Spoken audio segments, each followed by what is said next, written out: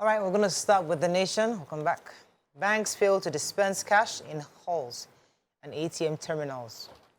Protesters raise APC office, Tinubu Shetima Osun Center. Tinubu, we will use oil to develop Akwa Ibom. How overvoting voided Ademola Adelike's victory. Diezani steps up bid to reclaim forfeited properties. Suspended land grabbers seal Lagos school. And why Ekiti Cargo Airport is not functional yet by government. Okay, which story are we starting with in the Let me nation? take the major headlines. So banks have failed to dispense cash in their halls and also at the ATM. Just like my rant today, they're saying Naira is now on sale, and this is no thanks to the scarcity of both the old and new currencies from bank halls and ATMs.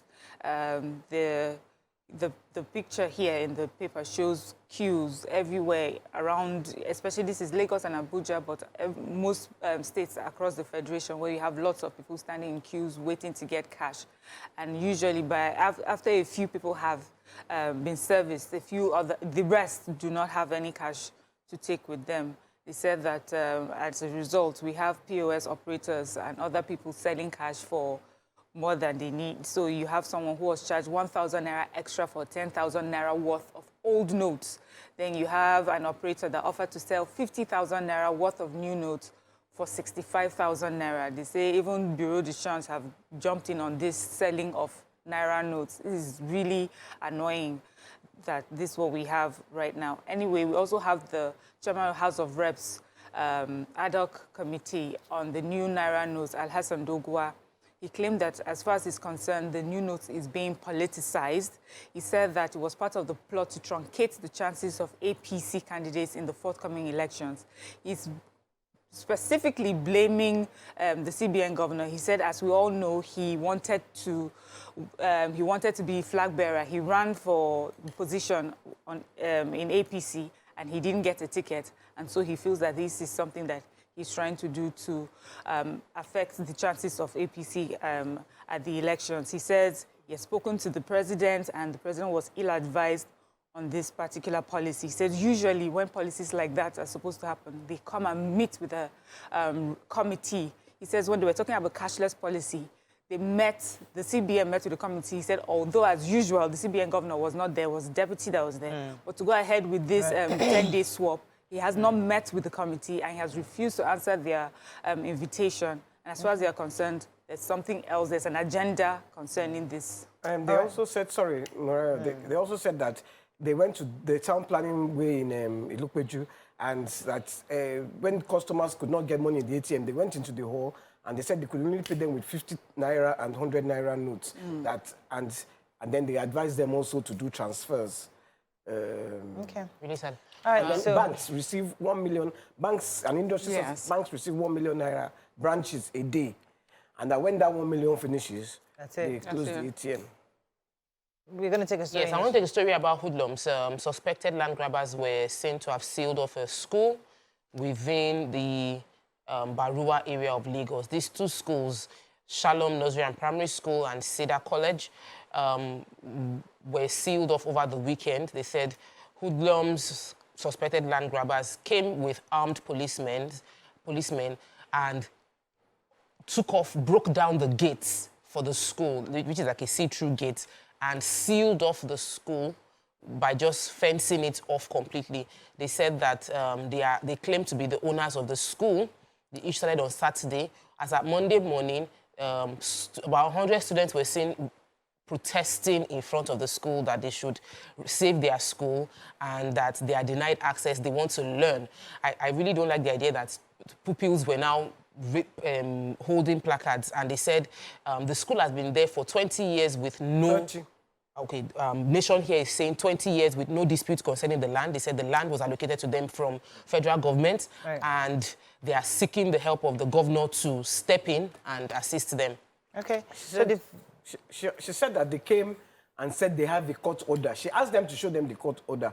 That's the proprietors. They said the man refused, chased all of them out of the school, and then proceeded to block it. All right, so the flag bearer for the APC presidential ticket was in Akwa Ibom. He said that that state will serve all the prosperity as an oil-producing state. He said that they will enjoy the full benefits as an oil-bearing state, urging them to reject the PDP candidacy. He says your community must benefit more from hosting the oil companies and giving the nation such a revenue that is vital to the government. He also said that they would rob the oil vandals of their ability to rob us as a people. Their security plans will ensure that there's aerial and ground technology to deter vandals from stealing from the people. So Akwa Ibom, according to him, would properly benefit from the revenue of being an oil-producing state under his own regime. Moving on now to the Punch. Buhari's Kano visit, protesting youths barricade road stone helicopter. Panic as Lagos hoodlums invade school and chase pupils. FG backs visa ban, US visa ban on election riggers. 7 directors Joseph Accountant General's job. 650 naira petrol. Pengasing clamps down on marketers. Return seized assets to me, Diezani tells federal government. New naira racketeering booms in Lagos, Abuja, and Anambra. Okay, which story? Diezani, they say a former minister for petroleum, Diezani Alice Nnmadi, has asked the Federal High Court in Abuja to vacate an order granted to EFCC for final forfeiture of her seized assets. Anyway, in simple, because there's lots of legalese, but in simple English, she's saying that her lawyer is asking, according to him, the former minister was not served with the charge sheet and proof of evidence in any of the charges or with any other summons about the criminal charges pending against her in court. Also argued that the courts were misled into making several of the final forfeiture orders against her assets through suppression or non-disclosure of material facts. So all they're saying is that they should hold off on the final forfeiture sale, the public sale of those assets, because due process was not taken into consideration during this. But EFCC, of course, is saying that they have no case. They are before the court, and the court has adjourned it, till I think sometime next month. Sorry, I don't have the date here. Yes, listen to. It has adjourned the matter till May 8th for hearing. Okay, let's go on a quick break. When we come back, we continue with our reviews. Stay with us. We'll be right back. Thanks for staying with us. We're still reviewing Punch. So I was going to take the story, the racketeering. I think Miriam took that story earlier. I was going to add to the fact that Punch sent in a correspondent to a few banks in Lagos, Abuja, and Anambra to investigate, to see what's going on. So the correspondent was able to find that one of the sellers, Abdul Muhammad, was operating in Abuja, was saying that they normally sell the 1,000 naira new notes for 13,000 naira.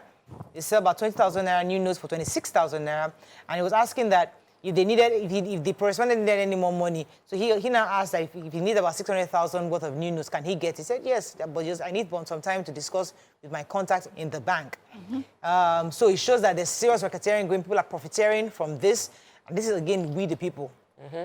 We the people. And also the POS, as the operator at Bega in Lagos State here, was telling the correspondent that they could not get new notes from the banks, that even the bankers are selling the new notes to them at a high rate.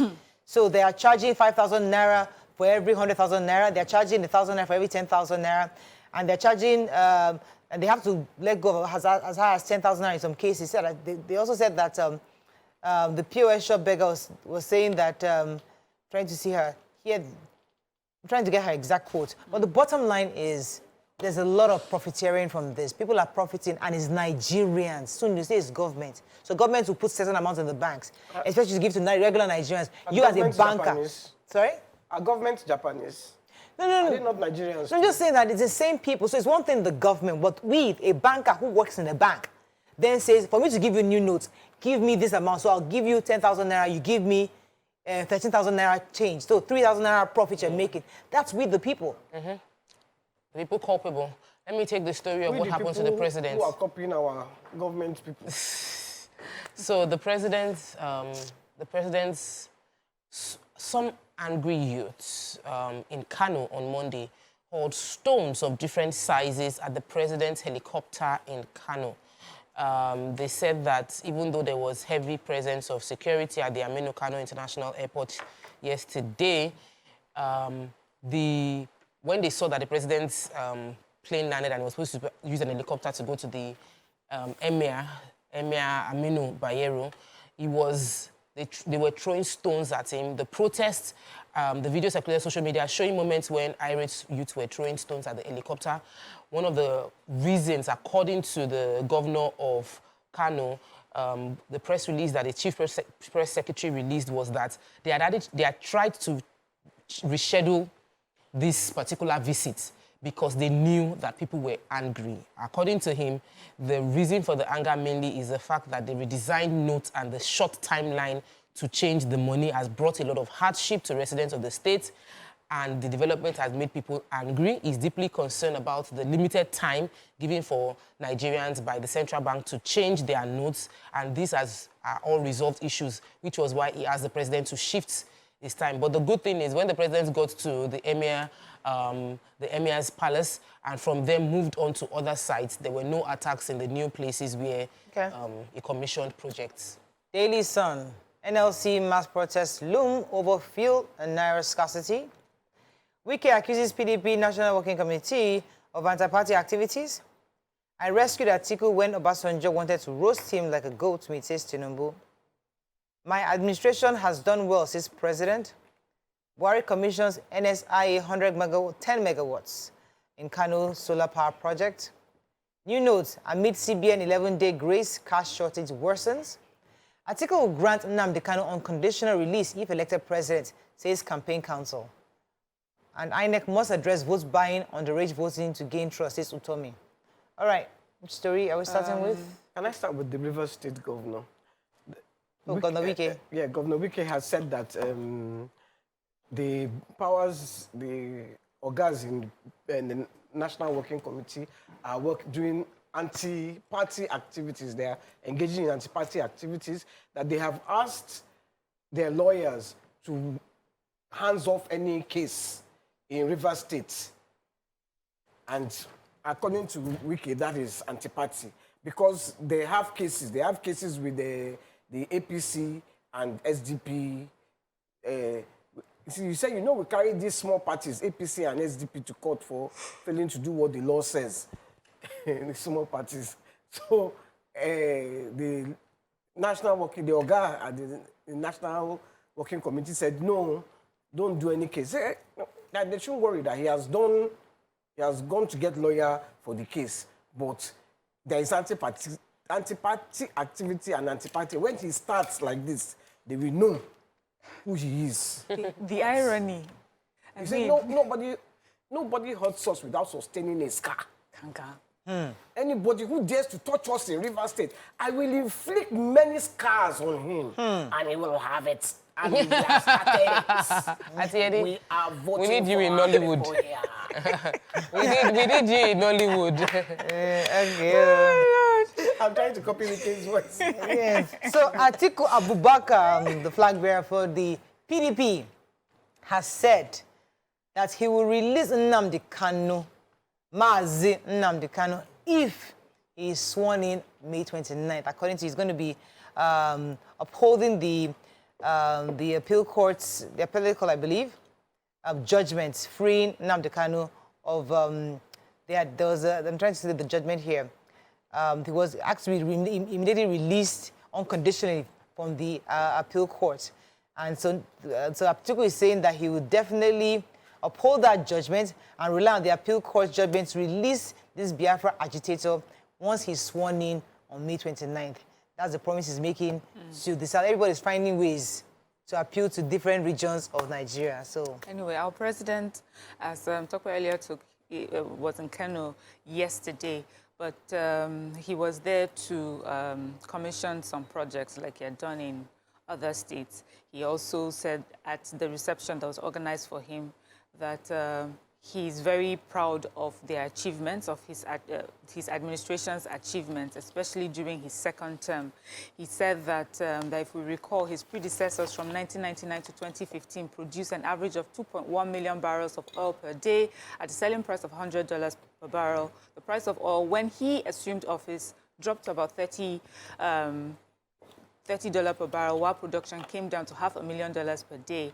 And despite this hard fact, his administration went ahead to perform well in many critical sectors of the economy, including infrastructure. He said that Nigeria is a great country, but also regrets that it is not well appreciated by many citizens. He says a lot of us are forgetful of good things. He says life in Nigeria is better than many other countries, that if we were to compare it to our neighboring countries, that they are preoccupied with how to get one good meal per day, and that is not our problem. And he's also saying that concerning the Boko Haram insurgency, he suspects that some powerful international groups and countries are intent on destroying Nigeria. I think that the activities of Boko Haram is aimed at halting efforts at prospecting petroleum in the Lake Chad region. He also lauded the efforts of the Kano State Governor, Kaduna, Katsina, Lagos, and Kogi, where he had done other commissionings as well. Let me take the story about Patutomi, Professor Patutomi, the convener of the Big Tent Coalition for Obidati presidential ticket, has appealed to INEC to ensure they tackle underage voting. He said that some politicians had registered underage people to vote, and that the INEC should prove themselves by ensuring that underage people don't vote. They also mentioned that areas that have been that have recorded insurgents attacked should not be. People that live in such areas should not be disenfranchised. They should find a way to ensure every citizen is covered, nobody is disenfranchised, underage voting doesn't take place, and election monitors should look out for the ways to ensure that these crimes don't take place within the elections. Okay, our final paper of the day, Nigerian Tribune. PDP APC fights over Buhari's visit to Kano. Uju-Elegba bridge accident, Sanwo-Olu directs trial of truck owner and driver. Good. Delta government debunks seeking fresh 100 billion naira cash. Ex-petroleum minister Dezani goes to court over seized assets. DSS intercepts syndicates selling new currency notes and bank officials implicated. Only military aircraft can land in Ikiti Airport, says government. We are campaigning for Tinubu, other APC candidates on Akeredolu's achievements, says party chairman. Atiku will grant Kanu unconditional release if elected president. Let me take the Uju-Elegba update. So the governor of Lagos State, Mr. Babajide Sanwo-Olu, has directed the prosecution of the owner of the truck and the driver involved in the accident that happened in Uju-Elegba. He has also said that the Ministry of Transportation, the NPA, the Nigerian Port Authority must urgently find lasting solution to the menace of the falling of trucks and the operations of the trucks. Furthermore, he was also referencing the recent conviction of a driver, Sadiq Okonlawon, and the owner of the truck, Wasiu Lekon, of a container that killed 3 persons back on July 26, 2020. They have been prosecuted and convicted, and they're convicted in February 28, 2022. So it's relying on that, saying that we can also prosecute the driver and the truck owner, and they are both in custody as we speak, according to the Commissioner for Information, Gbenga Mocho, was giving that. So I'm happy about that. They've caught the owner, they've caught the truck driver, and they can prosecute both of them. I think truck owners have to be liable. Absolutely. Because if you don't start making them liable, they will not. This one's got a life imprisonment. They were sentenced to life imprisonment back in February 2022. So I'm happy that at least with this one also happening, hopefully it sends a strong message to them that they can't go scot-free. Okay, any other story in Tribune? Okay, that's all we can take on front page review this morning. When we return, it's Tuesday. We're bringing our guest from Agza Mansard. Stay with us. We'll be right back.